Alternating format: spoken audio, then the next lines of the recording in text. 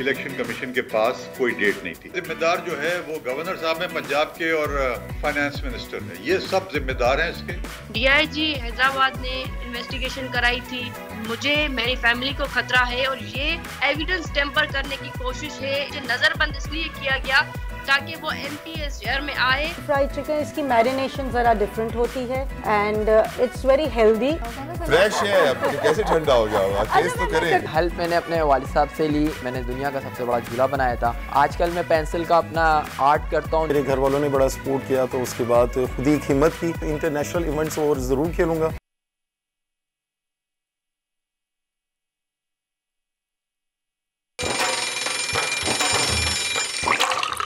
आजकल जिंदगी ही सुबह आउट ऑफ कंट्रोल है, दुनिया बोल है, तेरी दुनिया बोल है।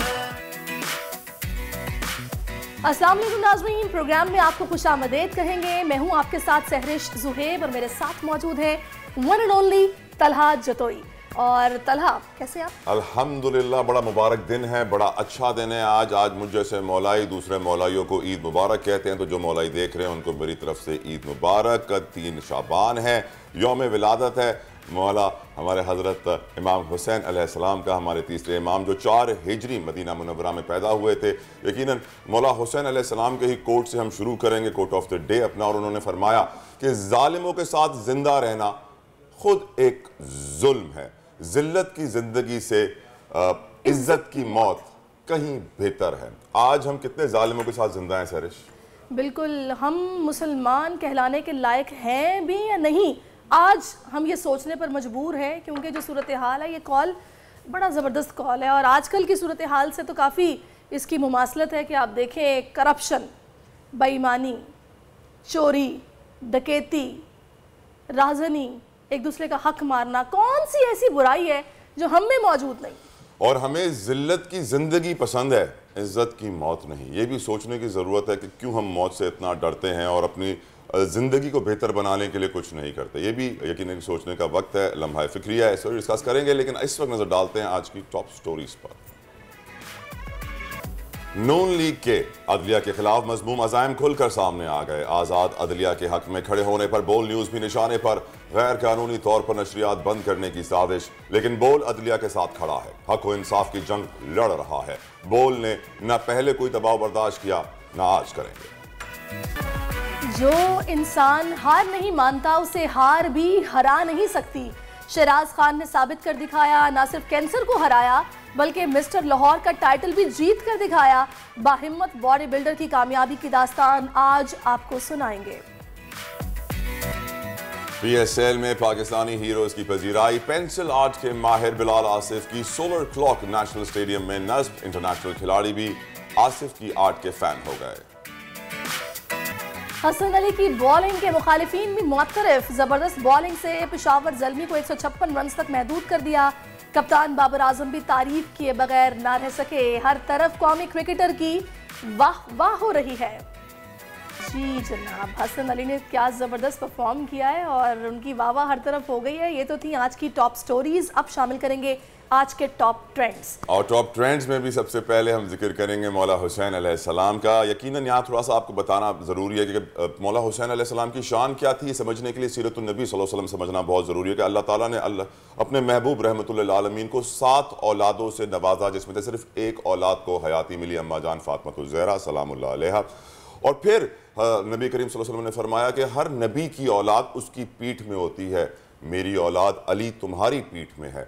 इमाम हुसैन अलैहिस्सलाम को और हसन अलैहिस्सलाम को अपने बेटे का कहा और बेटों की तरह बिल्कुल पाला। और मैं आपको बताऊं कि ये भी सल्लल्लाहु अलैहि वसल्लम ने फरमाया कि जिस नबी को जो मकाम मिला उसका उतना इम्तिहान लिया गया। और क्योंकि रहमतुल्लिल आलमीन आका दो जहां का मकाम इतना बड़ा था तो उनका इम्तिहान भी इतना बड़ा था कि उन्होंने फरमाया कि 100 पहाड़ रेजा रेजा हो जाते। और मेरी नज़र में आका सल्लल्लाहु अलैहि वसल्लम का इम्तिहान ख़त्म ही करबला में हुआ, क्योंकि वहां पर जो उनका इम्तिहान लिया गया, जब उनकी आंखों के तारे उनके लाल को शहीद किया गया, तो यकीनन अंदाज़ा कीजिए कि जिसकी 7 औलादें थी और 6 अल्लाह ने पहले ले ली, और फिर उनकी बाकी 2 औलादों के साथ क्या हुआ और बाकी सारे इमामों के साथ क्या हुआ कि कोई भी नेचुरल डेथ नहीं मरा, सबको कत्ल किया गया, मर्डर किया गया। तो यकीनन सोचने की ज़रूरत है कि हम अहले बैत के ग़ुलाम क्यों ना बन पाए।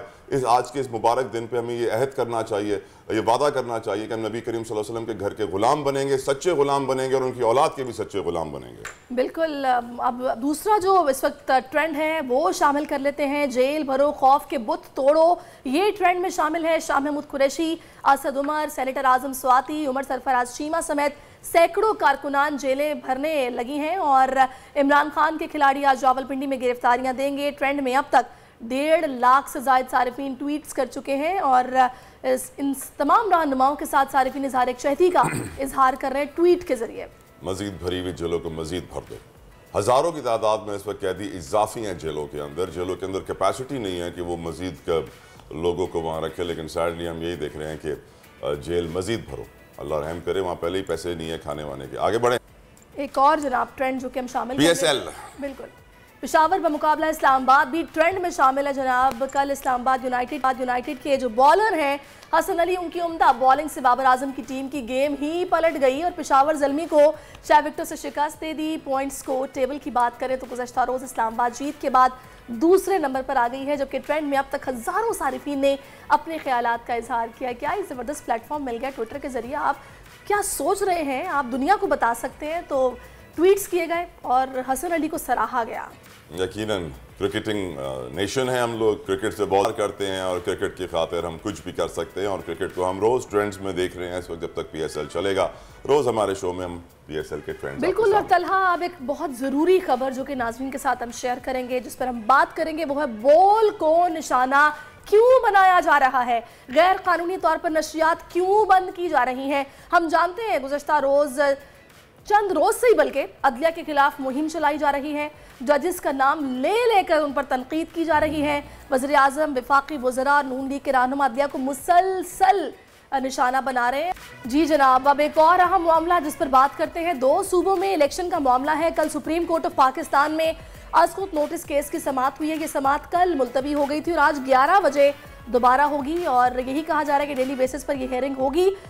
राइट, इसको इशू को डिस्कस करने के लिए हमारे साथ मौजूद है अनवर मंसूर खान, साबिक अटॉर्नी जनरल। अनवर साहब, thank you so very much, आपने अपना कीमती वक्त हमें दिया। ये जानना चाहेंगे आपसे कि क्या वजह क्या समझते हैं आप कि इलेक्शन कमीशन अपनी आइनी जिम्मेदारी 90 रोज़ में इंतखाबात का इनेकाद पूरी करने में हिचकिचा क्यों रहा है, नाकाम क्यों दिखाई दे रहा है, इस मामले को सुप्रीम कोर्ट जाने की नौबत क्यों आई है? देखिए, इसका ज़रा सा बैकग्राउंड करना पड़ेगा। देखिए, इसका तरीका यह है कि आर्टिकल 105 के अंदर गवर्नर को एक डेट देनी थी इलेक्शन की। इलेक्शन कमीशन ने गवर्नर को लिखा, governor refuse to give a date, और चूंकि उसने मना कर दिया तो जाहिर है कि इलेक्शन कमीशन के पास कोई डेट नहीं थी। और इलेक्शन कमीशन के पास अगर डेट नहीं थी तो फिर उसका इख्तियार था कि वो डेट दे देती एक, मगर उन्होंने एक नया इशू रेज कर दिया कि मेरे पास न सिक्योरिटी है, मुझे सिक्योरिटी नहीं दे रहे, मेरे पास पोलिंग ऑफिसर्स नहीं है, मेरे पास पैसे नहीं है, वगैरह वगैरह वगैरह। आर्टिकल 220 कहता है कि जितने भी अथॉरिटीज हैं वो सब के सब जो है वो इलेक्शन कमीशन ऑफ पाकिस्तान के कहने पर उनकी they will come to their aid. इसका मतलब ये है कि उन्होंने सब ने जो ये कहेंगे वो मातहत हो जाएंगे इलेक्शन कमीशन के, और इलेक्शन कमीशन जो है वो बेसिकली कमांड करेगी कि मुझे ये चाहिए तो उनको देना पड़ेगा। ये कोई वो नहीं है कि अब नहीं दे सकते। मगर इलेक्शन कमीशन ने कहीं डिस्क्लोज नहीं किया कि उन्होंने कहीं से इनसे फिजिकली कोई खत लिखा हो, कोई बात की हो। महज ये कहना कि हमें दिया नहीं गया ये काफी नहीं था। और साथ में ये कहते हैं कि चूंकि गवर्नर ने डेट नहीं दी इसलिए हम आगे नहीं चल सकते। सही। तो अनवर साहब, अगर सियासी जमातों का प्रेशर है तो ये इलेक्शन कमीशन के न्यूट्रल होने पर सवालात उठते हैं। इससे ये वाज़ेह होता है कि इलेक्शन कमीशन हुकूमत के अंडर प्रेशर काम कर रहा है, मतलब जानिबदारी का मुजाहरा कर रहा है। अभी मैंने यही कहा था कि बज़ाहिर यही लग रहा है कि जो हुकूमत चाहती है वो इलेक्शन कमीशन कर रहा है, और चूंकि वो हुकूमत नहीं चाहती है कि इलेक्शन हो, तो इसीलिए इलेक्शन कमीशन जो है वो मुख्तलिफ बहाने ढूंढकर कोई न कोई तरीका निकाल रहा है ताकि इलेक्शन जो हैं वो किसी तरह से ख़त्म हो जाएं और न केयर करें, और वो उनकी गवर्नमेंट जो है, जो इंटरिम गवर्नमेंट है, वो कंटिन्यू करती रहे। ये है उनका मुद्दा और ये जाहिर है उसमें लगता यही है। साहब, ये भी केस की अहमियत कितनी है, और असखुद नोटिस केस में जो लार्जर बेंच बना है इसकी कितनी अहमियत है? देखिए, जब पूरी कॉन्स्टिट्यूशन जो है वो फेल हो जाए,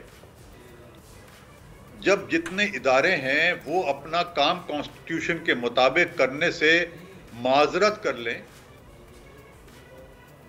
जब कॉन्स्टिट्यूशन की वायलेशन हो रही हो और पब्लिक का फंडामेंटल राइट जो आर्टिकल 17 में दिया हुआ है अगर वो मजरू हो रहा हो, तो ये क्वेश्चन ऑफ फंडामेंटल इंपॉर्टेंस है और बहुत इंपॉर्टेंट क्वेश्चन है।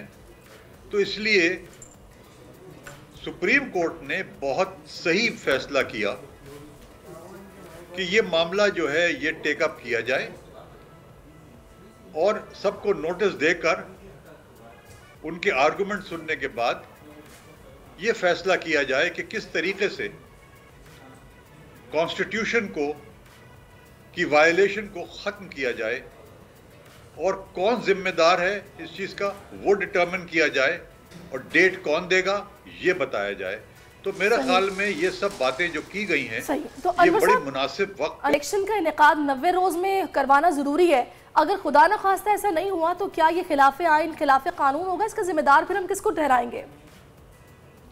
इसमें सबसे पहले जिम्मेदार जो है वो गवर्नर साहब हैं पंजाब के और KPK के, उसके बाद इलेक्शन कमीशन ऑफ पाकिस्तान है, उसके बाद प्राइम मिनिस्टर ऑफ पाकिस्तान है और फाइनेंस मिनिस्टर है। ये सब जिम्मेदार हैं इसके, इसलिए कि वो जो हैं करने में एक बड़ा मेजर रोल प्ले कर रहे हैं ताकि इलेक्शन ना हो। बहुत बहुत शुक्रिया अनवर कीमती वक्त। हमें ये एक बात वाज़ेह है कि आइन में जगह है कि इलेक्शंस हों। आइन कहता है कि ECP के तमाम जो दूसरे इदारे हैं उनके मातहत होंगे आर्टिकल 220 के तहत, लेकिन स्टिल हम देख रहे हैं कि ECP अपना रोल अदा करने में नाकाम है, विच इज़ रियली सैड, क्योंकि मुल्क में इलेक्शन होना अब नागुज़ीर हो गया है ताकि सही मैंडेट सामने आए। शुरू से ही पार्टी बना हुआ है ECP, और खैर अब देखते हैं अब ये मामला अदालत में है, किस तरह से इसको टेकअप किया जाता है। डेली बेसिस पे इसकी हियरिंग तो होगी। एक और बहुत अहम मामला, सिंध धरती की बेटी उम्मे रुबाब चांडियो केस के हवाले से हम आपको जो भी डेवलपमेंट होती है उससे आगाह करते हैं। कल केस में अहम मोड़ आया है और साबिक SHO की ज़मानत मुस्तरद होते ही उसे अहाता अदालत से गिरफ्तार कर लिया गया है। इसी सारी सूरत हाल पर बात करने के लिए उम्मे रुबाब हमें ज्वाइन कर चुकी है। उम्मे रुबाब, बहुत शुक्रिया आपके वक्त का। सबसे पहले तो हम ये जानना चाहेंगे कि जिस साबिक SHO की कल गिरफ्तारी हुई है उस पर आप काफ़ी खुश हैं। उन पर आपने कत्ल में सहूलतकारी का इल्ज़ाम भी लगाया था, क्या मामला था और करीम बख्श ने किस तरह सहूलतकारी की थी, और कल के इस फैसले के बाद क्या लगता है अब आपको कि इंसाफ मिलने की उम्मीद मजीद बढ़ गई है आपको? देखें, ये जो एक फैसला आया है अदालत से, अल्हम्दुलिल्लाह ये अदलिया की जीत है, सिंध के, पाकिस्तान के हर एक मजलूम की जीत है। मैं शुरू से अदालतों को इतना मुकद्दस समझती हूँ कि मैं नंगे पैर करके अदालत के मैंने चक्कर काटे हैं, मैं अदालतों में गई हूँ और मुझे पता है ये शिकायत ज़रूर है कि डिले है हमारे पाकिस्तान के अदालती निज़ाम में, पर अगेन यही बात है कि हम मजलूमों के लिए एक यही प्लेटफॉर्म है जहाँ से हम उम्मीद रखते हैं कि हमें इंसाफ मिलेगा, और मैं पुरुम्मीद हूँ कि पाकिस्तान की अदलिया मेरे साथ इंसाफ करेगी। ये कामयाबी की तरफ एक कदम बढ़ा है, मंजिल की तरफ। हमारी मंजिल हमें तब मिलेगी जब मेरे साथ इंसाफ होगा, मेरे वालिद साहब, दादा और चचा के कातलों को फांसी के फंदे तक हम लटकते हुए देखेंगे। तो यही है कि आप देखें SHO करीम चांडियो के अगेंस्ट हमने 193 की जो एप्लीकेशन दी उसको अदालत ने ज्वाइन किया और उसकी बेल रिजेक्ट हुई आज, और उसमें यही है कि SHO ने उसकी कंस्पायरेसी रही है, इसने फैसिलिटेट किया है। DIG हैदराबाद ने इन्वेस्टिगेशन कराई थी और एसएसपी साहब ने ये खुद उसके डिपार्टमेंट ने इंक्वायरी की और इंक्वायरी के बाद उन्होंने ये रिपोर्ट सबमिट की कि ये 54 टाइम्स ये जो को अक्यूज्ड गुलाम मेरे बाप, ये बताइए आप हाउस अरेस्ट हुई थी कि आपको सरबंद किया गया था? ऐसी खबरें भी आ रही थी कि पुलिस ने आपको कहा है कि घर से ना निकले। देखिए मेरे सिटी में ये अक्यूज जो है बुरहान चांडियो, जिसकी अदालत से 2 मरतबा जमानत भी रद्द हुई है और ये फरार होकर फिर इंटरिम बेल लेता रहा है, वो मेहर सिटी में इंटर हुआ। वो मेहर सिटी में 50 हथियारबंदों के साथ आया। मैंने ये एप्लीकेशन एक दिन पहले एसएसपी साहब को दे दी थी कि मुझे मेरी फैमिली को खतरा है और ये एविडेंस टेम्पर करने की कोशिश है। इनडायरेक्टली ये एविडेंस टेम्पर करना चाह रहे हैं कि ताकि जो मेरे केस में विटनेसेस हैं, क्योंकि अभी देखिए फाइनल स्टेजेस पे आकर पहुंचा है केस के, एविडेंस रिकॉर्ड होंगे, फिर जाहिर जजमेंट ही आनी है। तो इनकी यही हतमन कोशिश है कि वो इनकी कोशिश है कि ये मेरे केस में जो विटनेसेस हैं उनको थ्रेट करें, उनको इतना डरा के रखें ताकि वो आकर गवाही ना दें। पर इंशाल्लाह मैं उम्मीद रखती हूँ कि अदालतें इंसाफ करेंगी। आप देखिए मुझे नजरबंद इसलिए किया गया ताकि वो एमपी शहर में आए, 50 हथियारबंद लेके आए और ये अपनी मर्जी के नारे लगा कर जाए। ये खुली दहशतगर्दी है और ये दहशतगर्दी करने के पीछे इनका क्या मकसद है? इनका मकसद यही है कि सिंध की आवाम इनकी गुलामी करे, सिंध की आवाम इनसे डर। सही, आप ये कह रही हैं कि आपको इसलिए नजरबंद किया गया कि सिंध की जो आवाम वो इनका जुल्म बर्दाश्त करें और ये जो चाहे वो करते फिरें। बहुत शुक्रिया आपका उम्मे रुबाब, आपने अपना वक्त हमें दिया। नाज़रीन, प्रोग्राम में एक ब्रेक ले लेते हैं, ब्रेक के बाद हम वापस आते हैं। Stay with us. आजकल जिंदगी ही सुबह आउट ऑफ कंट्रोल है, दुनिया बोल है, दुनिया बोल है। जी वेलकम बैक नाज़रीन, और अब हमारे साथ बहुत ख़ास मेहमान मौजूद हैं और जितने लोग भी खाने पीने के शौकीन हैं उनको इनसे मिलके बहुत खुशी होगी। मैं आपको इनसे मिलवाऊंगी भी, लेकिन उससे पहले जैसा कि आप जानते हैं महंगाई हदों को छू रही है। फल तो खैर कुव्वत ख़रीद से बाहर है और सब्ज़ी भी काफ़ी महंगी मिल रही है। तो आज हमारे नुमाइंदे कफ़ील अहमद भी इस वक्त हमें ज्वाइन कर चुके हैं, जो हमें बताएंगे कि सस्ती सब्ज़ी कराची शहर में हमें कहाँ से मिल सकती है। तो वक्त ज़ाया किए बगैर मैं कफ़ील के पास जाऊंगी और कफ़ील बताएगा मंडी की सूरत हाल क्या है और सस्ती सब्जी यहाँ पर आप बता रहे हैं कि मिल रही है। आपने बता दिया मंडी से मिलेगी। कफ़ील बताएंगे, कफ़ील बताएगा। आप बताइए इस वक्त जो सिचुएशन है कि अगर हम बात कर लें जो हमने सर्वे किया है, जो यहाँ पहुँचने के बाद जो हमने सर्वे किया वो अब तक देखा ये कि यहाँ जो सिचुएशन है, यहाँ जो अच्छी क्वालिटी के जो आइटम्स हैं, अगर हम बात कर लें सब्ज़ी के अंदर, तो उसकी कीमतें जो हैं वो आम आदमी के हिसाब से फिर भी ज़्यादा हैं। ठीक है, अगर हम बात कर लें ये जो प्याज अवेलेबल है इस वक्त मार्केट के यहाँ जो अवेलेबल है, ये सिंध का प्याज है और ये 120 रुपये के हिसाब से यहाँ फ़रोख्त किया जा रहा है जी। अगर हम ये रिटेल मार्केट की बात कर लें तो ये जो प्राइस है कल 150 और तकरीबन 160-170 के दरमियान जो फ़रोख्त किया जा रहा था। इसी तरह अगर हम बात कर लें लहसुन और जो है वो उसकी अदरक की, तो वो इस वक्त का सबसे ज़्यादा महंगा यहाँ पर है 380 और 430 के हिसाब से फ़रोख्त किया जा रहा है यहाँ पर। तो उसके हिसाब से अगर आप बात कर लें रिटेल मार्केट की, तो उसमें जो है वो तकरीबन 30 से 40 रुपये के डिफरेंस के बाद जो है वहाँ फ़रोख्त किया जा रहा है। तो हम जो सबसे सस्ता आइटम यहाँ दिखाई दिया वो टमाटर था, जिसकी जो पेटी है वो तकरीबन 250 रुपये की है और उसमें 16 से 17 केजी जो है वो टमाटर दस्तयाब यहाँ है और जो है वो खासा अच्छा टमाटर था। इसी तरह अगर हम बात कर लें गाजर की और दीगर आइटम्स की, तो वो भी खासे कम है, लेकिन कंपैरेटिवली अगर जो यहाँ पर, क्योंकि आड़ती के बाद जो कमीशन वाले होते हैं वो बैठे होते हैं और उसके बाद जो आम या कंज्यूमर है अगर अपने एरिया से यहाँ पर आके ख़रीदारी करे अपनी गाड़ी में, तो उसके लिए खासा थोड़ा जो है ये है कि वो 3-4 तकरीबन भर के ले जा सकता है 10 से 12 दिन के लिए सब्ज़ी और थोड़ा प्राइस है। लेकिन ओवरऑल जो हमने देखा कि जो अच्छा आइटम है यहाँ सब्जी मंडी में रखा हुआ, उसकी कीमतें अभी भी जो है वो ज़्यादा दिखाई जो है वो देती हैं जी। राइट कफील, मैं पाकिस्तानी अपने व्यूअर्स को, भाइयों को, बहनों को ये मुबारकबाद दूंगा और कहूँगा कि शुक्र अदा करें अल्लाह का कि पाकिस्तान की मंडियों में आज भी फ्रूट और सब्जी अवेलेबल है। क्योंकि आज सुबह ही मैं खबर पढ़ रहा था कि लंदन की बहुत सारी सुपरमार्केट्स में इस वक्त फ्रूट्स और वेजिटेबल्स शॉर्ट हो गए हैं क्योंकि क्लाइमेट चेंज की वजह से और हार्वेस्टिंग साइकिल एग्रीकल्चर की चेंज हो गई है, जिसकी वजह से वहाँ पे लोग काफ़ी परेशान नजर आ रहे हैं। अल्हम्दुलिल्लाह हमें 400 रुपए में टमाटर की पेटी मिल रही है, 400-500 में, 250 में। हमें शुक्र अदा करना चाहिए अल्लाह का कि ये नेमत हमारे साथ है। मुझे ज़्यादा खुशी इस बात की हुई है कि मैंने 240 रुपए किलो तक प्याज सुनी थी, जो कि यहाँ पे 120 रुपए किलो मिल रही है, तो ये अच्छी बात है। 2-3 हज़ार का पेट्रोल खर्च करके जब सब्जी मंडी पहुंचेंगी तो फिर आपको सस्ती सब्जी मिल जाएगी, लेकिन जो बचत करेंगे उससे ज्यादा पेट्रोल लग चुका है। बिल्कुल, और 12 दिन की जब आप इकट्ठी सब्जी ले जाएंगे तो थोड़ी सी ये भी आपको जहमत होगी कि फ्रेश सब्जी आप नहीं खा पाएंगे, फ्रीज हुई हुई सब्जी फिर आपको मजा नहीं आता फ्रीज होने के बाद ना, फ्लेवर कम हो जाता है उसका। लेकिन बात फ्लेवर की हो रही है, फूड की हो रही है, तो वो दो बड़े प्यारे मेहमान इस वक्त हमारे साथ स्टूडियो में मौजूद हैं और ये बड़ा कमाल काम करने जा रहे हैं। ये करा रहे हैं एक फूड फेस्टिवल, बोरी फूड फेस्टिवल। और हम जानते हैं बोरी बरादरी का जो खाना होता है ना, बड़ा लजीज होता है क्योंकि चटपटा, और मुझे लगता है कि ये लोग हाइजीन का बहुत ख्याल रखते हैं, क्वालिटीज़ का, स्पाइसेस की क्वालिटी का, ऑयल की क्वालिटी का, जिसकी वजह से इनके खाने में वो फ्लेवर्स आते हैं, क्योंकि ज़्यादा मसाला नहीं होता है, ज़्यादा फ्लेवर होता है। और कराची में तो बड़े लोग दीवाने हैं बोरी फूड। वैसे आपको पसंद है तला बोरी? Of course I love it, चाहे बोरी हो, चाहे मेमनी हो, चाहे गुजराती हो, चाहे हैदराबादी हो, I love all kinds of food. मैंने कभी ट्राई नहीं किया तो मुझे इसलिए अंदाजा नहीं है। आप लाहौर से कराची शिफ्ट हुई है ना? Yes of course. अच्छा एनीवे, तुम्हारे में तला और मेरा ये चलता रहता है। तला मेहमानों का समझ आया, मेहमान हमारे साथ मौजूद है इस वक्त। नफीसा साहिबा हमें ज्वाइन कर चुकी है, बहुत शुक्रिया आपकी आमद का। और मोहम्मद इस वक्त हमारे साथ मौजूद है। क्योंकि मुझे मालूम है कि बोरी बरादरी भी मेरी तरह मौलाई होती है, तो आप दोनों को ईद मुबारक। आज बहुत बड़ा प्यारा दिन है माशाल्लाह, हम सबको, पूरी कौम को यौम विलादत मौला हुसैन अलैहिस्सलाम का मुबारक हो। अब बताइए आपके फूड फेस्टिवल में क्या होने जा रहा है? फूड फेस्टिवल में बेसिकली हमारा जो है हमारे ऑथेंटिक खाना, फर्स्ट टाइम, इससे पहले कभी भी नहीं होगा, फूड फेस्टिवल में थाल लगेंगे। थाल में आप खाना खा सकते हैं, प्री बुकिंग करवा सकते हैं 8 लोग आके। और अगर जैसे कुछ लोग ऐसे होते हैं जैसे 2 लोग आ रहे होते हैं, 3 लोग आ रहे हैं, तो वो हम फिर एक साथ ग्रुप बना के 8 लोगों का बिठा के वो भी कर सकते हैं। अब उसकी लिमिटेड सीट्स ही अवेलेबल हैं क्योंकि बहुत ज़्यादा रश है इसके ऊपर, तो हम चाहेंगे कि आप आएँ और वो विजिट करें इंशाल्लाह। सही सही। नफीसा ये क्या है, पहले तो तजस्सुस खत्म करें।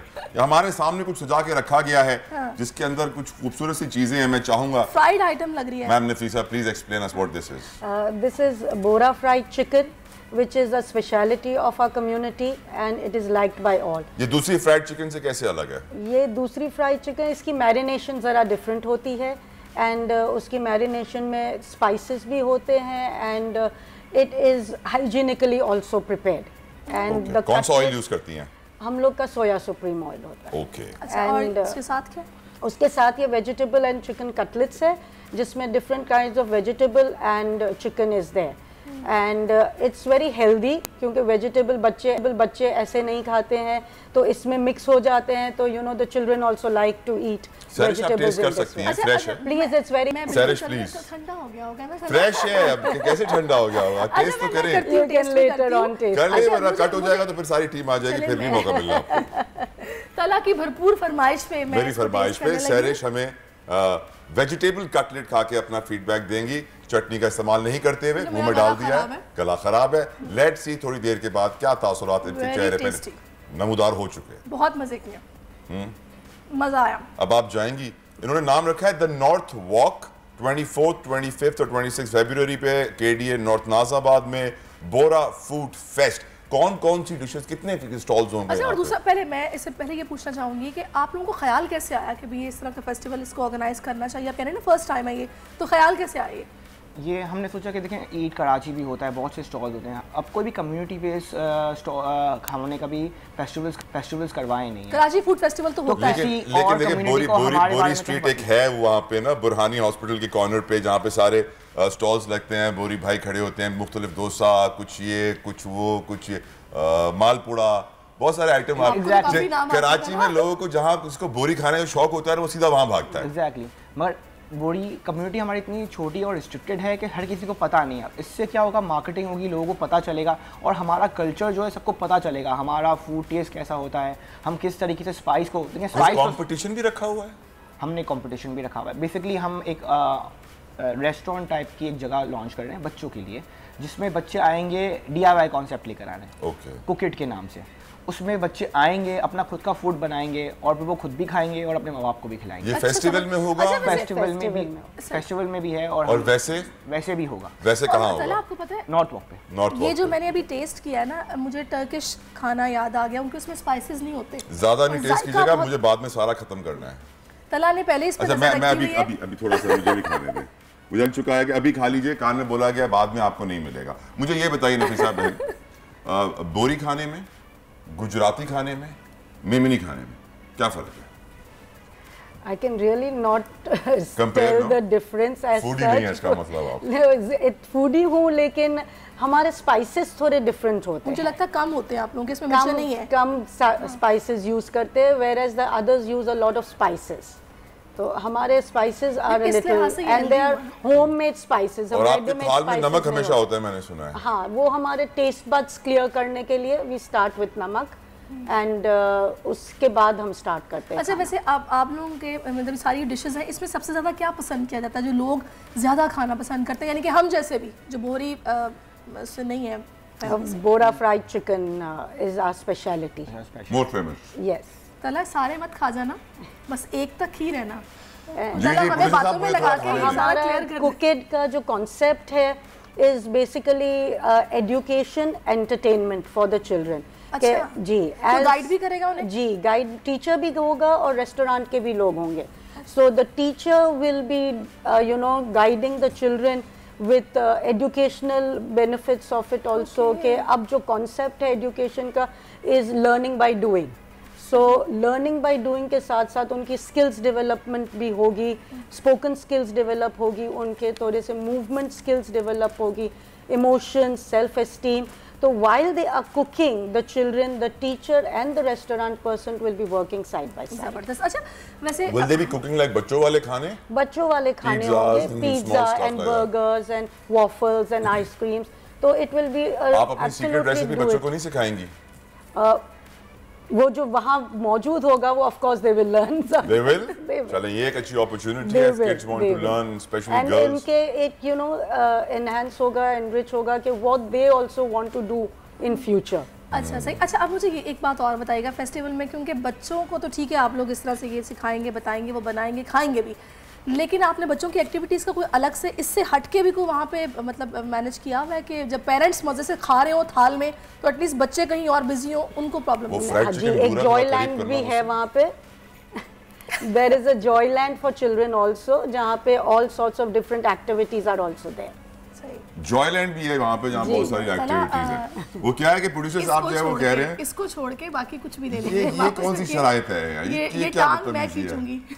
या वो प्रोड्यूसर साहब भी देख रहे हैं, बहुत सारे लोग टीवी पे देख रहे हैं, उनका भी दिल चाह रहा है खाने का। ये बताइएगा, ये जो आपने सॉस बनाई हुई है ये किससे बनी हुई है? ग्रीन चटनी, ऑफ कोर्स, धनिया पुदीना वाली चटनी है। Mint and coriander. ज़ाहिर आपको चटनी बनाना भी नहीं आती? नहीं, मैं ये सोच रही हूँ धनिया एंड पुदीना खट्टा ना हो ना, इसमें आपने कुछ इमली या कुछ ऐसा लेमन होगा थोड़ा। लेमन गले के लिए अच्छा है सरिश। हर किसी को सूट नहीं करता ना ताला, आप तो मतलब ये इन्होंने बकायदा शुरू कर दिया।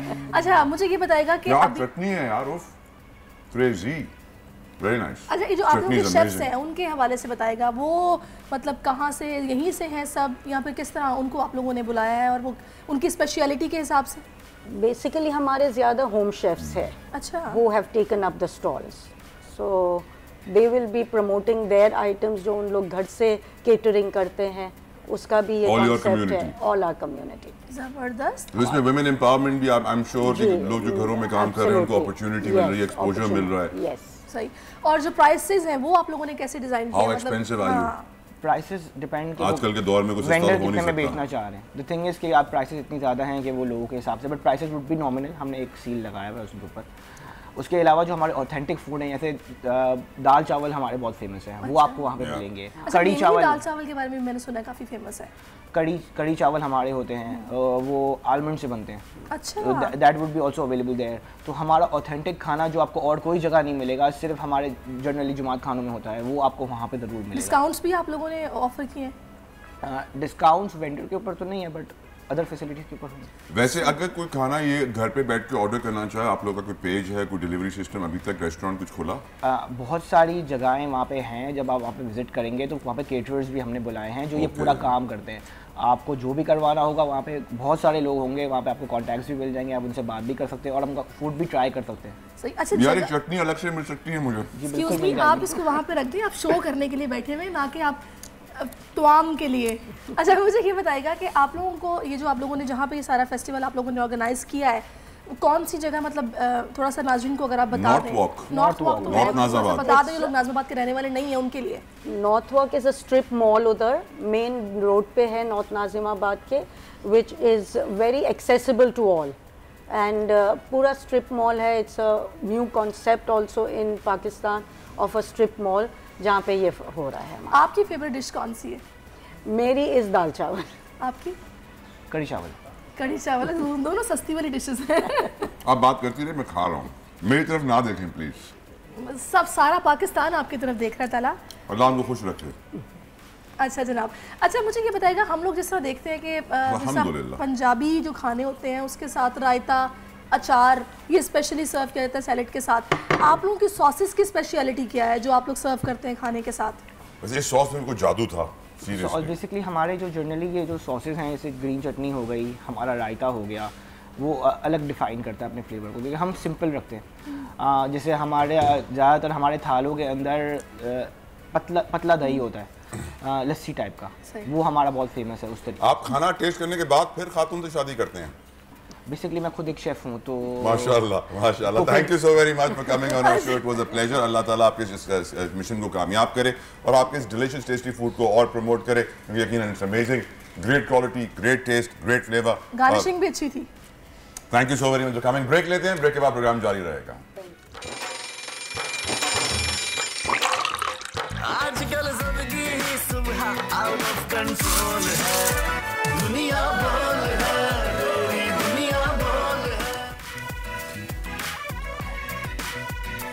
वेलकम बैक नाज़रीन। आजकल PSL की हर जगह धूम है, लेकिन मुझे खुशी इस बात की है कि पाकिस्तान सुपर लीग जो 400-500 करोड़ का इवेंट है, वो दूसरे छोटे स्टार्स को, टैलेंट को, पाकिस्तानी हीरोज़ को प्रमोट कर रहा है। अल्लाह का शुक्र है, इस बात का एहसास हुआ कि जिनका हक वो मार रहे हैं उन्हें कम से कम प्रमोट तो करें, क्योंकि यकीनन इस 400-500 करोड़ से अगर 2-4-5 करोड़ निकल आए तो पाकिस्तान में 200-300 खिलाड़ियों को सपोर्ट मिल जाए और टैलेंट को सपोर्ट मिल जाए। अल्लाह करे एक दिन ऐसा आए। लेकिन इस वक्त खबर यह है कि हमारे साथ जो इस वक्त हीरो पाकिस्तानी स्टूडियो में मौजूद हैं, बिलाल आसिफ, उनके आर्ट को अप्रिशिएट किया गया है, प्रमोट किया गया है, खराज तहसीन पेश किया गया है। उनका एक मुनफरिद स्टाइल ऑफ आर्ट है, पेंसिल आर्ट उसे कहते हैं, जिसमें उन्होंने बड़ी महारत हासिल की है और उससे उन्होंने सोलर क्लॉक्स बनाए हैं जो स्टेडियम्स में नस्ब किए गए, नेशनल स्टेडियम में भी, एक और स्टेडियम में भी।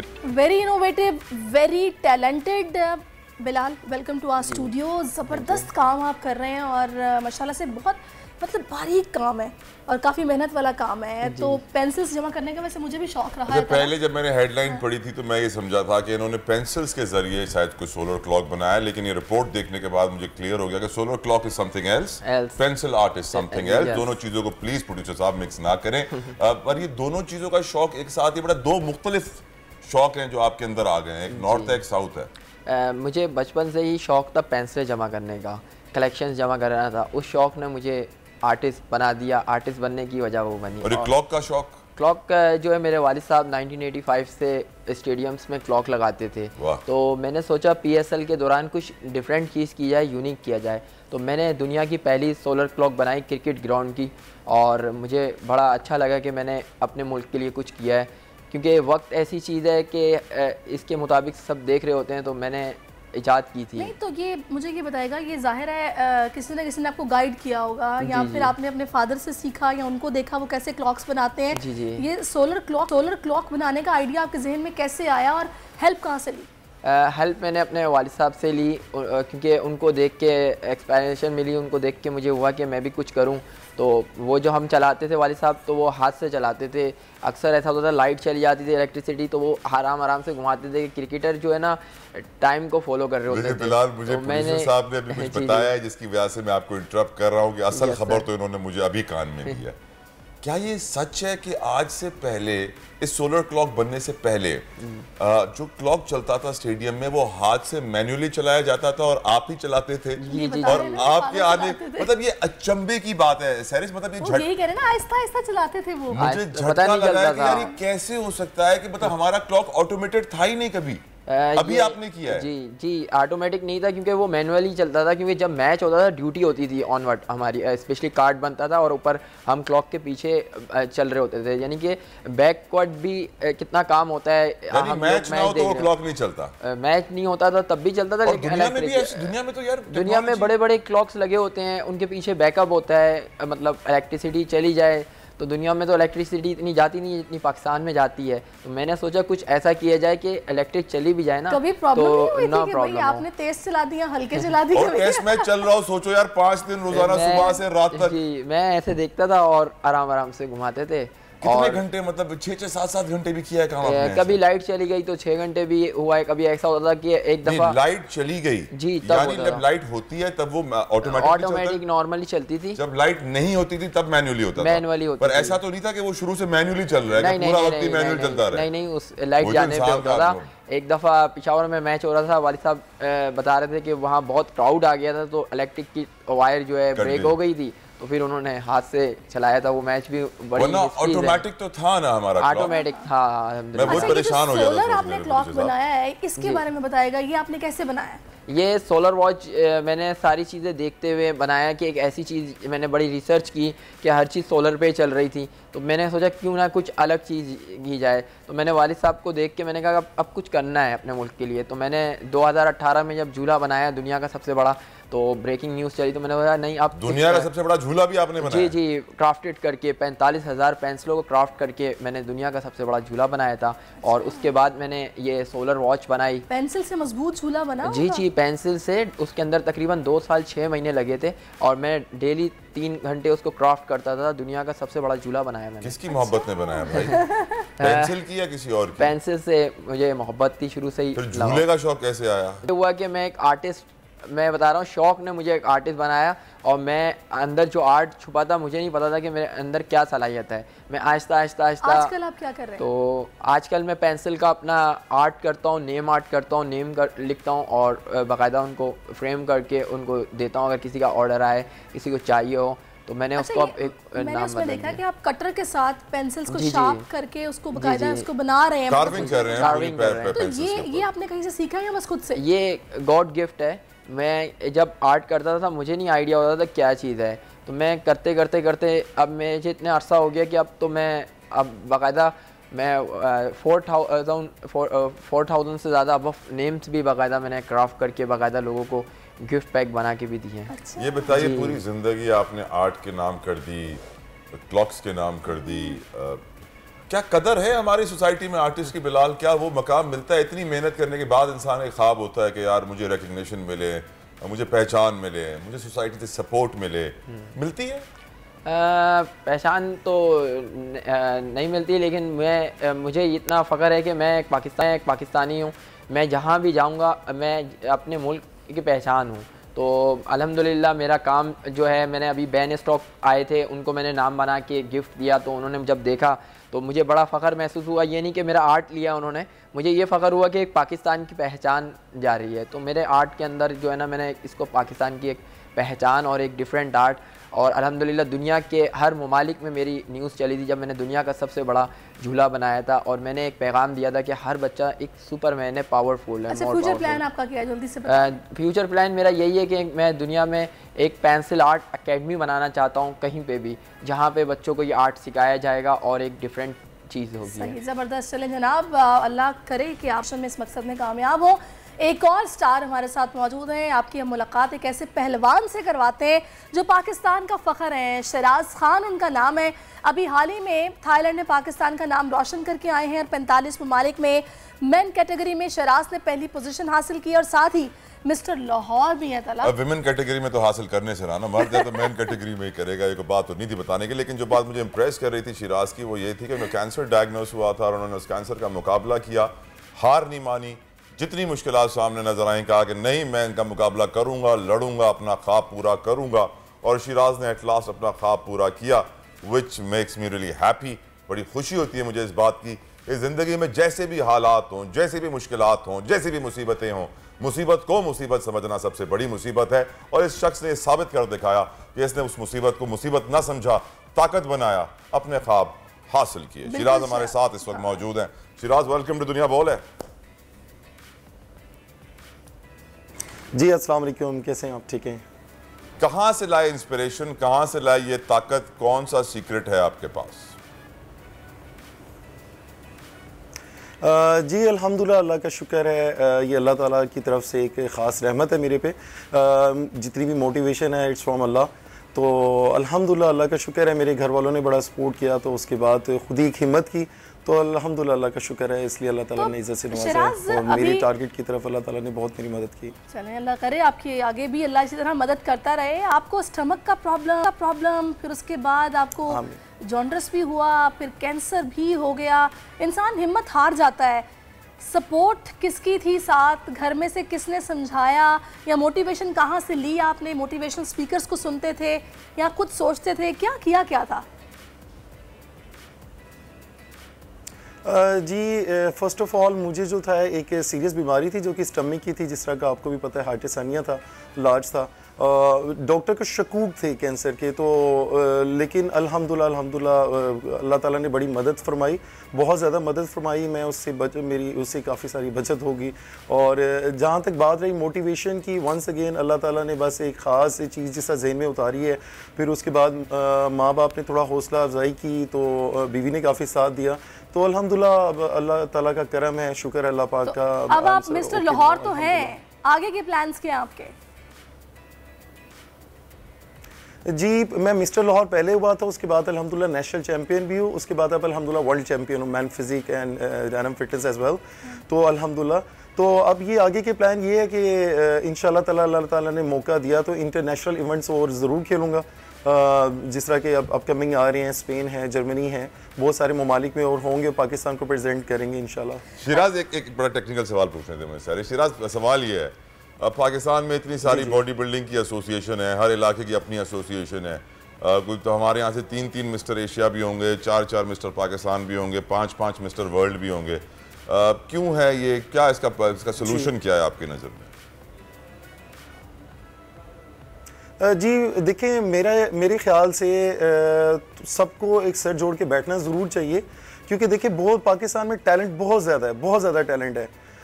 उस टैलेंट को देखते हुए, इन सबको आपस में इत्तेफाक रखते हुए, पाकिस्तान में से द बेस्ट प्लेयर्स उनको जिनके पास स्पोर्ट नहीं है, हम लोग को भी यही बताया गया था कि आप लोग जाएं, अपना फाइनेंस करें, उसके बाद आपके फाइनेंस पाकिस्तान गवर्नमेंट वापस करेगी। अभी तक तो हमें ना वहाँ से कोई मुबारकबाद आई, ना कुछ आई, ना सपोर्ट आई। तो थिंक इसके इन सब फेडरेशंस को बैठना चाहिए, एक अच्छे एथलीट को सपोर्ट करना चाहिए, ताकि देखें यहाँ पे हर कोई अपने मुल्क के लिए जंग लड़ रहा है, कोई करप्शन के लिए, कोई गुर्बत के लिए, ब्ला ब्ला। तो हम लोग भी वहाँ के जाके पाकिस्तान को प्रेजेंट करते हैं, हम भी एक एथलीट है, हम भी जंग करते हैं और जीत के आते हैं। तो हमें अप्रिसिएशन करनी चाहिए। अप्रिसिएशन जब हो सकती है जब ये सर मिला के बैठे, कंधे से कंधा मिला के बैठे और एथलीट को एक्सपोर्ट करें। सही। ये जब भी हो सकता है, एक चीज और ताकि पाकिस्तान का बेस्ट टैलेंट शो हो पाए। बिल्कुल, आप ठीक फरमा रहे हैं। मुझे एक बात और बताएगा, मैं बहुत सारे ऐसे यंगस्टर्स को देख रही हूँ जो कि अपने स्टमक्स को ख़राब कर रहे हैं, बॉडी बिल्डर्स को देख के, जो कि सप्लीमेंट्स लिए जाते हैं, तरह तरह के प्रोटीन सप्लीमेंट्स और पता नहीं क्या क्या। उसके बिना बॉडी बन नहीं सकती, मुकाबले हो नहीं सकते। हैरत हो रही है कि जब शिराज को स्टमक का प्रॉब्लम था तो फिर ये किस तरह से इन्होंने मैनेज किया, कि ये सब खाया था आपने या फिर किस तरह फिर बॉडी बनाई आपने? पहले इलाज किया होगा फिर खाया होगा। ये आपने बहुत अच्छा सवाल किया है। जी नहीं, मैं इसको एक्सप्लेन करता हूँ। ये आपने बहुत अच्छा सवाल किया। मुझे कल से काफ़ी सारे कॉल्स भी आ रही थी रिगार्डिंग दिस, क्योंकि बहुत सारे बॉडी बिल्डर्स हैं जिन्होंने अपने आप को स्टमक की बीमारी पे ले आए हैं आफ्टर टेकिंग दिस मेडिसिन, और कुछ लोग ओवर डाइटिंग पे जाते हैं।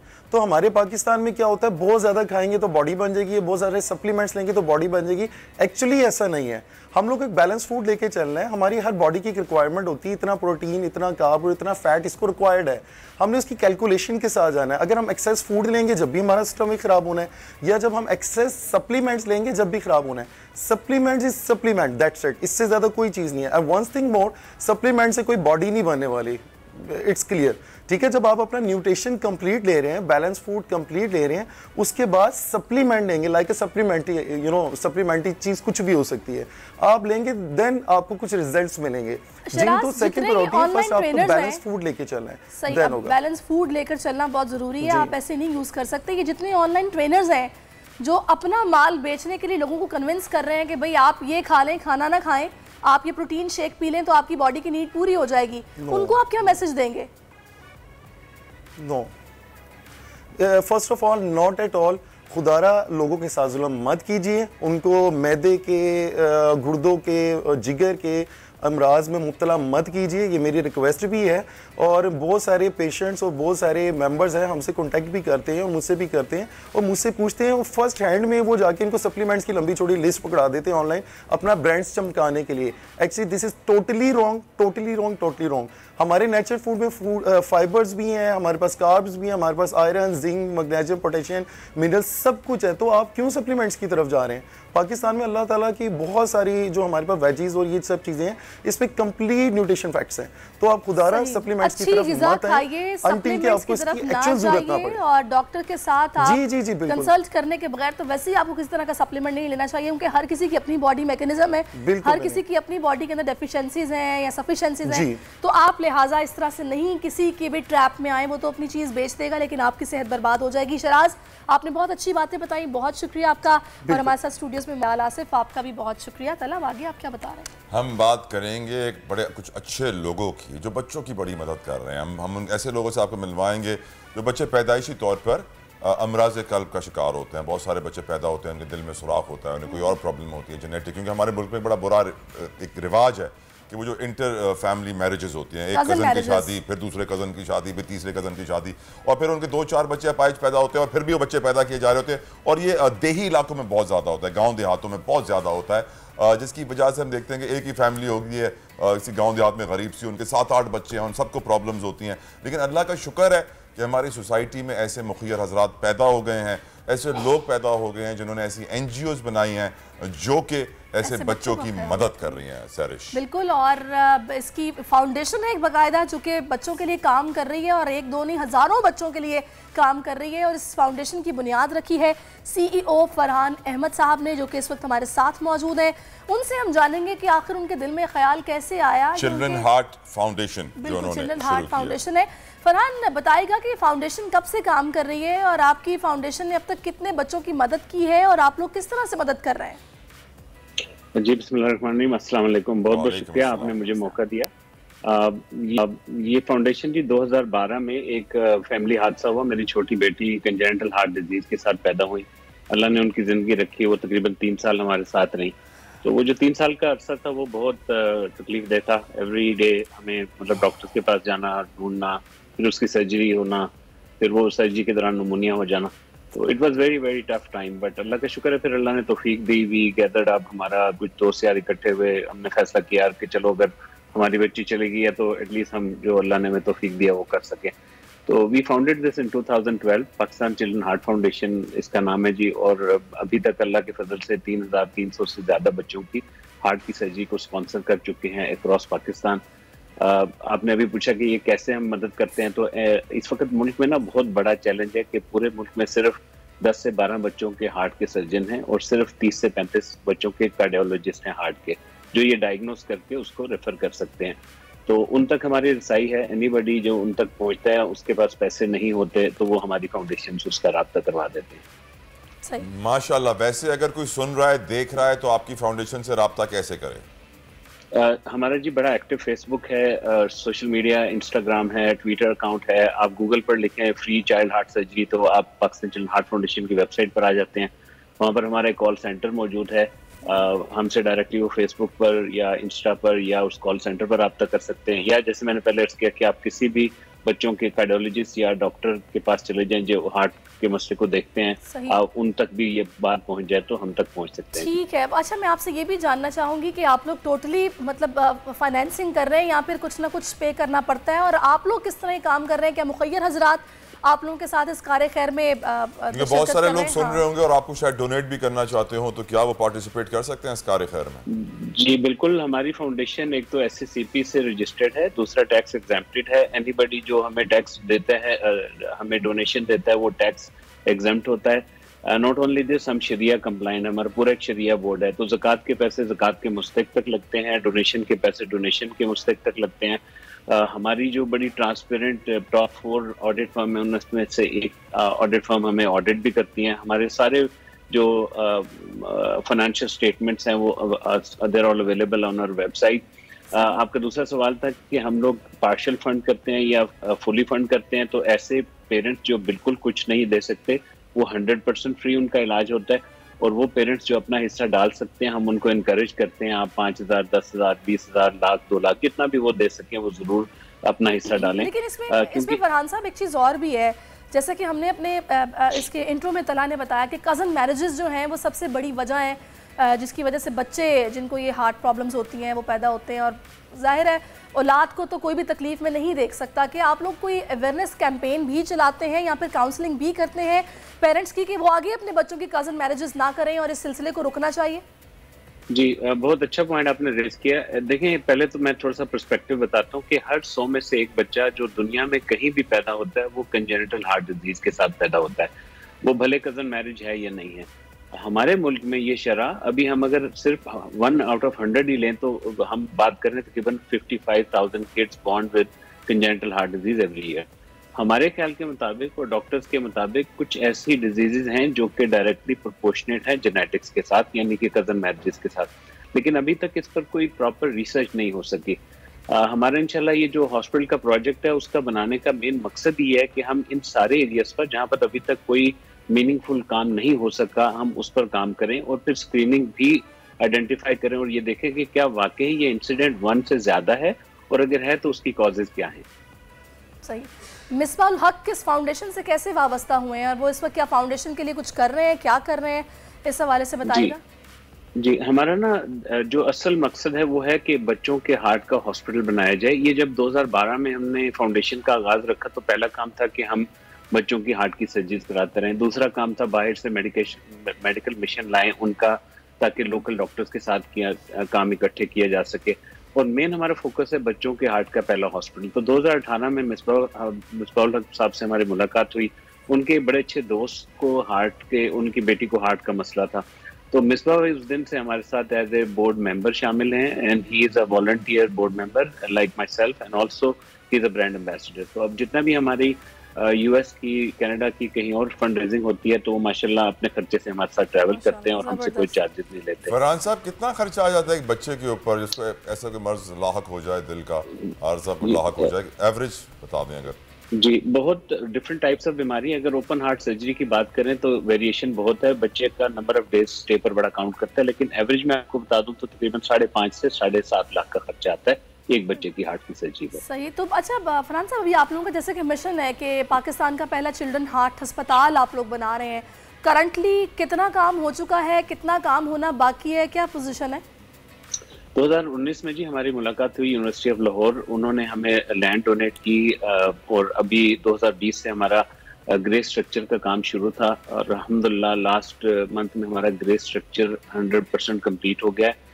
इस में जो अब फ्यूचर के गोल्स हैं उसमें हम इंशाल्लाह 2 अरब एक्सपेक्ट कर रहे हैं कि ये इकट्ठा हो जाए और ये फिनिशिंग का काम कंप्लीट हो जाए। अभी तक इस जगह पर तकरीबन 57 करोड़ रुपीस अल्हम्दुलिल्लाह इकट्ठा होकर लग गया है।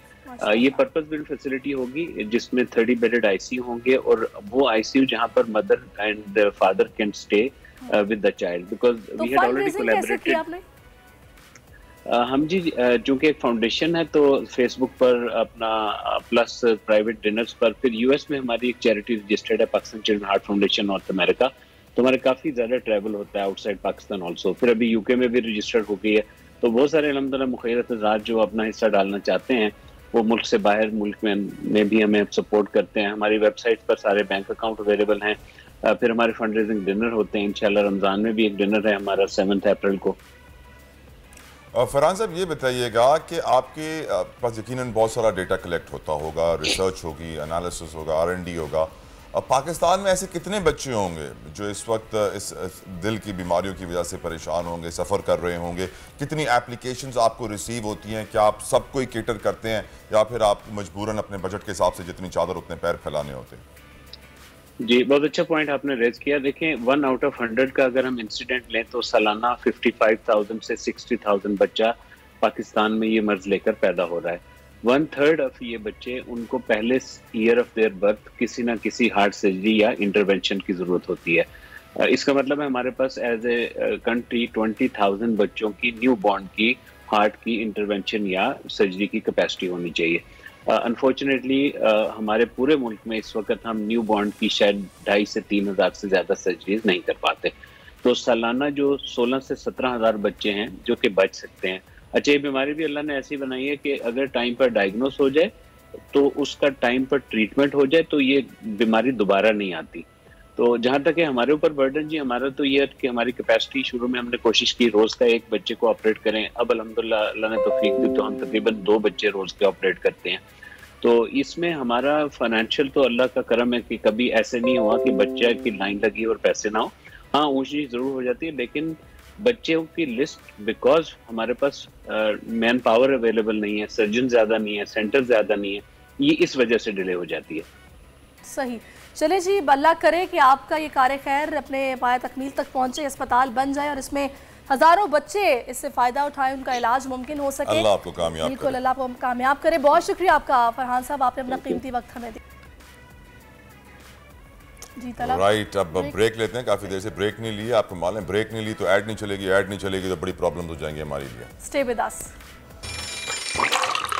आजकल जिंदगी ही सुबह आउट ऑफ कंट्रोल है, दुनिया बोल है, तेरी दुनिया बोल है।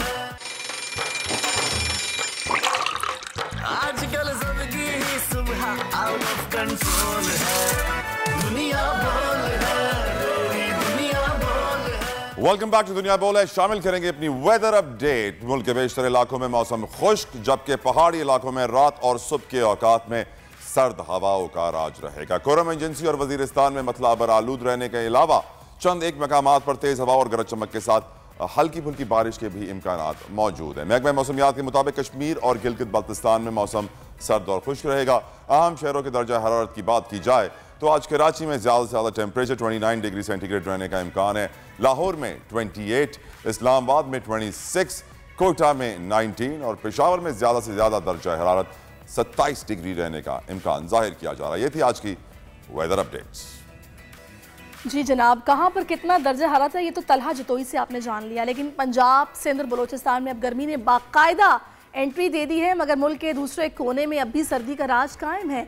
आज़ाद कश्मीर के बर्फ से ढके बुलंद बाला पहाड़ों और हसीन नज़ारों को देखने के लिए इन दिनों बड़ी तादाद में सयाहों ने सयाहती मकामात पर डेरे डाल लिए हैं और सयाह जहाँ खूबसूरत नज़ारों से महजूज हो रहे हैं, वहीं सयाहती मकामात पर सहूलियात की कमी पर शिकवा भी कर रहे हैं। इसी पर हम बात करेंगे ज़िला बाग के बुलंद मकाम से बिशारत मुगल से, जानेंगे कि वहाँ पर क्या शिकवे शिकायतें, क्या सूरत हाल है। बिशारत, आगाह कीजिएगा। जी बिल्कुल, आज़ाद कश्मीर के बलाई इलाकों की अगर बात की जाए तो बड़ी तादाद में स्याहों ने बलाई इलाकों का रुख किया हुआ है। जिस जगह मैं मौजूद हूँ इस इलाके का शुमार भी आज़ाद कश्मीर के बलाई इलाकों में होता है। इस वक्त बड़ी तादाद में स्याह यहाँ पहुँच चुके हैं। कुछ स्याह हमारे साथ मौजूद है, आज हम उनसे बात करते हैं कि गंगा चोटी आके उनको कैसा लगा। सबसे पहले बताइएगा क्या फीलिंग्स है आपकी इस जगह को देख? बहुत अच्छी फीलिंग्स है, हम लोग बहुत इंजॉय कर रहे हैं और स्पेशली हम यहाँ पे बर्फ़ इंजॉय करने आए। अच्छा, क्या कहोगे आप इस वक्त, क्या फीलिंग्स हैं आपकी? मुल्क के तूल-वार से आने वाले जो स्याह हैं उनको क्या अपील करोगे? ये जगह बहुत खूबसूरत है, यहाँ पे बर्फ़ से ढपे पहाड़ बहुत खूबसूरत लग रहे हैं, मनाजिर बहुत अच्छे हैं। जी नाज़रीन, बिल्कुल आपने देखा इस वक्त स्याहों से बात हुई हमारी। इनका यही कहना है कि हुकूमत आज़ाद कश्मीर अगर इन सियाती मकामात के लिए मज़ीद सहूलियात दे और लोगों को यहाँ आने की ईजी एक्सेस हो, बस इनका यही कहना है कि हुकूमत अगर इन इलाकों के ऊपर मज़ीद तवज्जो दे। आपका बिशारत मुगल, और बिल्कुल गवर्नमेंट को चाहिए कि वो यहाँ पर आने वाले सयाहों की सहूलियात का बिल्कुल ख्याल रखे और उनको यहाँ पर कोई प्रॉब्लम नहीं होनी चाहिए। इस तरह टूरिज़म को प्रमोट किया जा सकता है, लोग खुशी से जाएंगे और इन्जॉय करेंगे जाके ठंडे मौसम को। तो जनाब, अब कुछ जानते हैं आगे आने वाले वक्त का अहवाल, मुस्तकबिल का अहवाल, सितारे क्या कहते हैं। इस सब पर बात करने के लिए इस वक्त सारा काज़मी साहिबा में ज्वाइन कर चुके हैं। सारा, बहुत शुक्रिया आपके वक्त का। सबसे पहले तो मुझे ये बताएगा कि बहुत अहम मामला जो कि इस वक्त अदालत में है और आप जानते हैं कि डेली बेसिस पर समातों का सिलसिला शुरू हो चुका है। इलेक्शन के पॉइंट ऑफ व्यू से मैं बात कर रही हूँ। सदर आरिफ अलवी ने 9 अप्रैल की तारीख का ऐलान किया। आप इलेक्शन होता देख रहे हैं 9 अप्रैल को? देखिए 9 अप्रैल का मैंने जब इसका पूरा जायजा बनाया था तो it wasn't looking that great, but again जैसे I told you in the last show as well कि इक्लिप्सेस और ये सारी चीजें retrograde planets will be there in April till mid of May तक का। तो ये थोड़ा सा टफ टाइम पीरियड है। अगर होता भी है तो वही वाली बात है, बीच में अटक जाना, people won't like accept these elections and everything. ये मुझे नेगेटिविटी जरा थोड़ी अराउंड इस एरिया में नजर आ रही है। एंड स्पेशली इमरान खान साहब ने भी जैसे अभी भी 22 को जेल भरा और तहरीक का ये जो आगाज किया था, स्टार्टेड एवरीथिंग, उसके अंदर भी यही इश्यूज है कि हमेशा वो एज या फोन नंबर ऐसे सेलेक्ट करते हैं अनफॉर्चुनेटली जो हर्डल्स क्रिएट करते हैं या डिलेज क्रिएट करते हैं। तो he should choose better number. तो अभी जेल भरो तहरीक आपको कुछ सूदमंद साबित होती दिखाई दे रही है? वही रुकावटें एंड एवरीथिंग, जैसे मैंने आपको बोला था कि ना जो रिस्ट्रिक्टिव पीरियड से खुद भी गुजर रहे हैं, तो ही नीड टू बी वेरी, उनको स्ट्रेटेजाइज करके चीजें चलनी पड़ेंगी, वरना हमेशा ये डिलेज एंड जो हर्डल्स जो आ रही हैं हर काम में उनके, वो अभी फिलहाल आती रहेंगी। अच्छा, नून लीग ने जो अभी ये बाकायदा एक मुनज़्ज़म मुहिम शुरू कर दी है जिसमें कुछ सहाफ़ी भी शामिल हैं अदलिया के खिलाफ, ये मुहिम के असरात आप क्या देख रहे हैं? देखिए अभी तो कोई फ्रूटफुल कोई इनके लिए PMLN के लिए भी सिचुएशन नहीं है। इन द नेक्स्ट जब ये आएगा इस साल का September onwards will be that better for PMLN, अगर वो अपनी पॉलिटिक्स को लेके जाते हैं। अभी it will be all just वो होता है ना कि आप बात कर रहे हैं and nothing will great happening, बस वो अवेयरनेस क्रिएट कर सकेंगे, but nothing more than that. अदलिया को भी ऐसा अभी नहीं होगा, बट हाँ later half of this year will be challenging for ना all the parts of Pakistan जो मेन अथॉरिटेटिव पोजीशंस हैं। सही। अच्छा, एक और बहुत अहम सवाल, क्योंकि आगे आपको पता है रमज़ान भी आने वाला है, रुपए की जो कदर है क्या उसमें कुछ स्टेबिलिटी देख रही है या फिर वैसे नीचे गिरेगा डॉलर ऊपर जाएगा? और अभी तो वही मैंने कहा, मार्च अभी जब आने वाला है, it's a very important period right now, उसके अंदर ये सारी चीजें क्लियर आउट हो जाएंगी। मगर मुझे जहां तक लगता है मार्च एंड एक जून जो है that's the most important period of for Pakistan this year. अगर फर्स्ट हाफ की हम बात करें तो अभी इन्फ्लेशन ज्यादा जाएगी, रिसेशन का भी थोड़ा बहुत जून के अराउंड चीजें होंगी, उसके बाद things I see it better. मगर रमजान में कोई इतना बड़ा चेंज मुझे आते हुए नजर नहीं आ रहा, इंक्रीज होती ही जाएंगी चीजें ज्यादा। मरियम नवाज आजकल काफी गरजती बरसती दिखाई दे रही है, उनका फ्यूचर आप क्या देख रहे हैं? उनका भी देखिए लास्ट 3 ईयर से लोगों ने उनको बोला था कि उनका काफी अच्छा टाइम पीरियड है एंड एवरीथिंग वो करके, इनका पीरियड अभी जाएगा मिड ऑफ जून से। एक तो मार्च से शुरू हुआ है, एक जून से शुरू हुआ है, but again it will all be like सिर्फ बातें ही ज्यादा होंगी PMLN की तरफ से। ये पूरा एग्जीक्यूट अगर कर सकेंगे, अगर election end of the year होते तो वो उनके लिए थोड़े बहुत सूटेबल हो जाएंगे, otherwise it's just all the talks and जलसाज एंड एवरीथिंग। सही। अच्छा, होरोस्कोप के हवाले से बताएगा कि स्टार्स क्या कह रहे हैं ताकि लोग उस लिहाज से अपनी चीजें को प्लान कर सकें?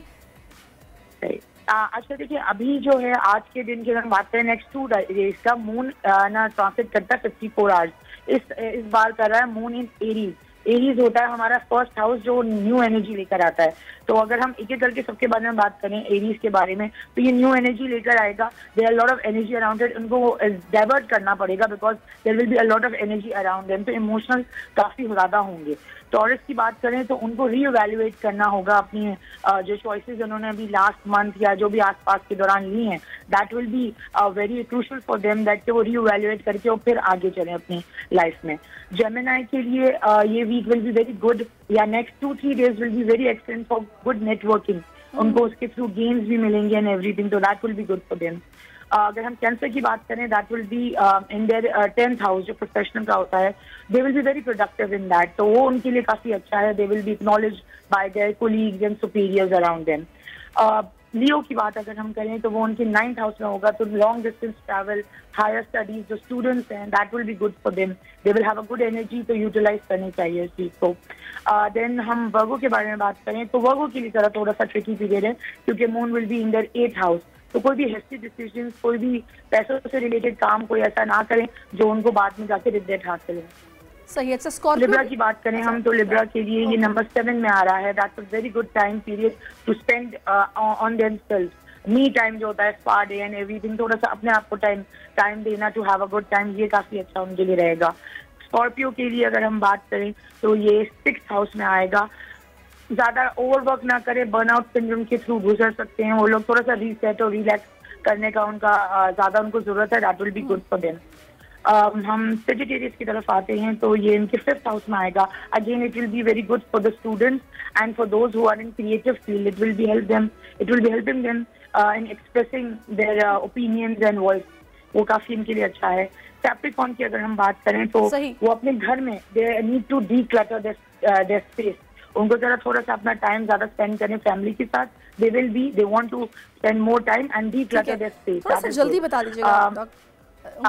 एक्वेरियस का जी, एक्वेरियस का क्या कहते हैं, शॉर्ट ट्रैवल्स के लिए बहुत अच्छा है, मगर सिबलिंग्स के साथ, स्पेशली यंगर सिबलिंग्स के साथ कोई ना कोई मिसअंडरस्टैंडिंग हो सकती है, तो उसका जरा थोड़ा सा ख्याल रखें।